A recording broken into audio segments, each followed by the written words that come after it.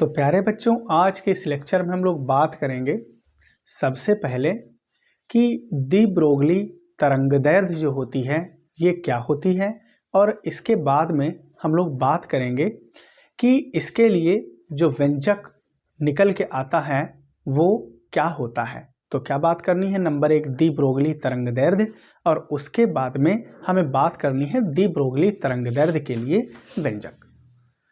तो देखिए, हम स्टार्टिंग करते हैं यहाँ से कि हमें पता है कि जैसे कि इलेक्ट्रॉन रहा आपका और फोटॉन है, तो ये एक प्रकार के द्रव्य कण हैं।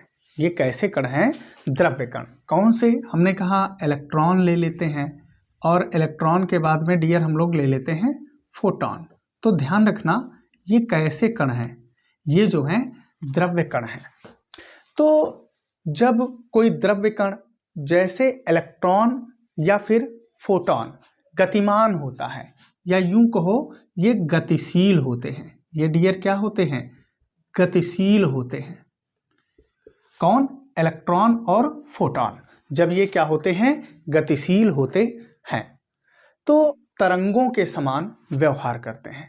क्या हमने कहा कि जब इलेक्ट्रॉन और फोटॉन गतिशील होते हैं तो ये तरंगों की तरह व्यवहार करते हैं, और इन द्रव्य कणों से, द्रव्य कण कौन है? इलेक्ट्रॉन और फोटॉन। इन द्रव्य कणों से संबंधित ये जो तरंगे हैं, इन्हीं तरंगों को हम लोग क्या कहते हैं? द्रव्य तरंगे कहते हैं। डियर क्या कहते हैं? इन तरंगों को द्रव्य तरंगे कहते हैं, और या फिर इन्हीं को हम लोग डी ब्रोगली तरंगे भी कहते हैं। और इन तरंगों की जो तरंग दैर्ध्य होती है, इन तरंगों की क्या होती है?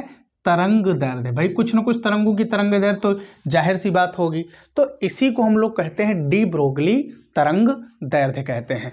तो आइए देखते हैं हमने क्या लिखा है कि जब भी कोई, अभी हमने कहा था कि द्रव्य कण कौन, जैसे इलेक्ट्रॉन या फोटॉन, ये क्या होते हैं? गतिमान होते हैं, या यूं कहो कि गतिशील होते हैं।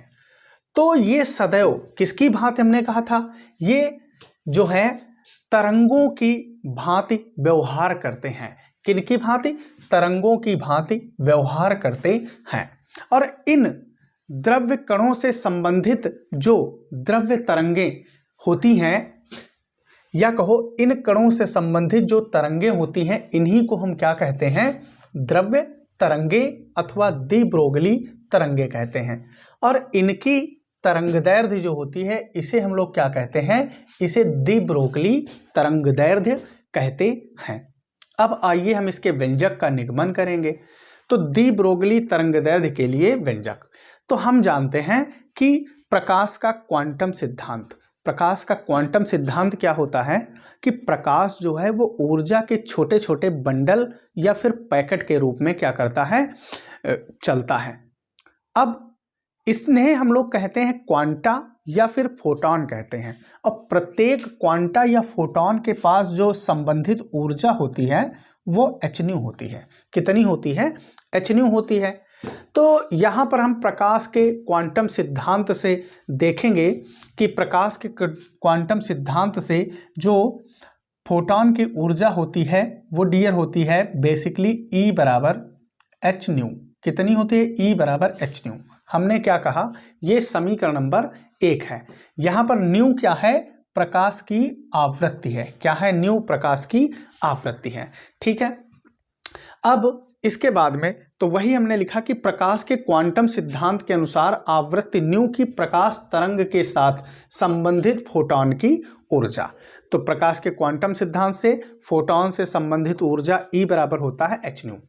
फिर अगर हम आइंस्टीन के सापेक्षिकता सिद्धांत से फोटॉन की ऊर्जा देखें, तो यहां से डियर होती है E बराबर mc²। क्या होती है? E बराबर mc²। ये हमारा बन गया समीकरण नंबर 2। अब देखिए, ये दोनों की दोनों ऊर्जाएं हैं, तो आपस में दोनों समीकरण क्या हम बराबर कर सकते हैं। तो हम यहां से सीधे कह देंगे कि फ्रॉम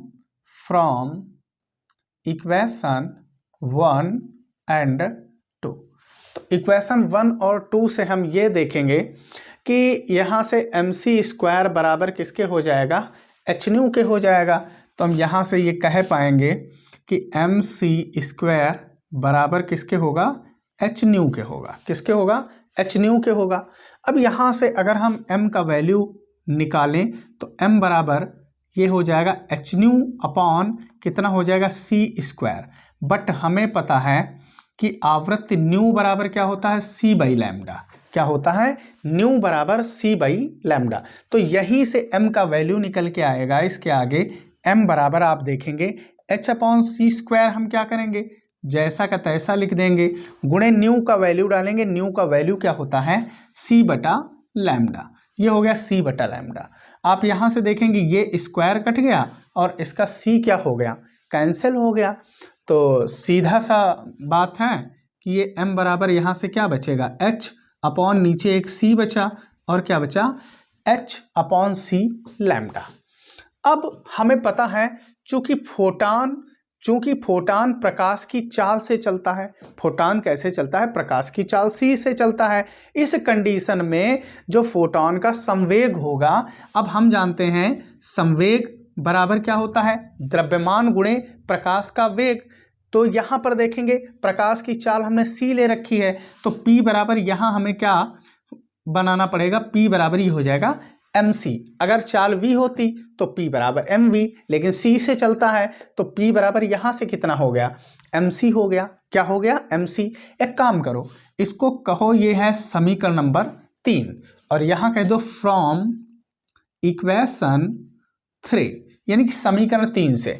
अब हम करेंगे क्या, m का ये जो वैल्यू लाए h बाई सी लैम्डा, ये उठाएंगे और यहाँ पर हम रख देंगे।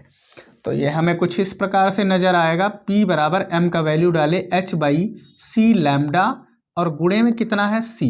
अब आप देखेंगे ये c से c क्या हुआ, मर गया। तो जो कुछ बचा हम उसे छाप लेते हैं। p बराबर क्या बचा, आप देखेंगे ये बचा p बराबर h अपॉन लैम्डा, या लैम्डा इधर ले आओ तरंग दैर्ध्य निकालने के लिए। लैम्डा बराबर हम क्या कहेंगे, h अपॉन p। लैम्डा बराबर क्या आया निकल के, h बटा p आया। अब अगर हम मान लें कि यदि कण का द्रव्यमान m और जिस वेग से गति कर रहा है वो वेग क्या है, v है, तब कण का इस कंडीशन में जो संवेग होगा वो p बराबर mv होगा, क्योंकि v वेग से गतिमान कण का संवेग क्या होता है, द्रव्यमान और वेग का गुणनफल संवेग के बराबर, तो p बराबर mv।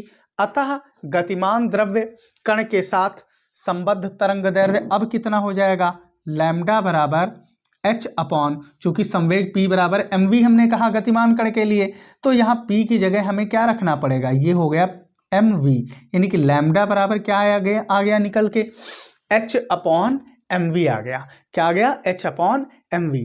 यही गतिमान द्रव्य कण के साथ संबद्ध डी ब्रोगली तरंगदैर्ध्य का समीकरण है।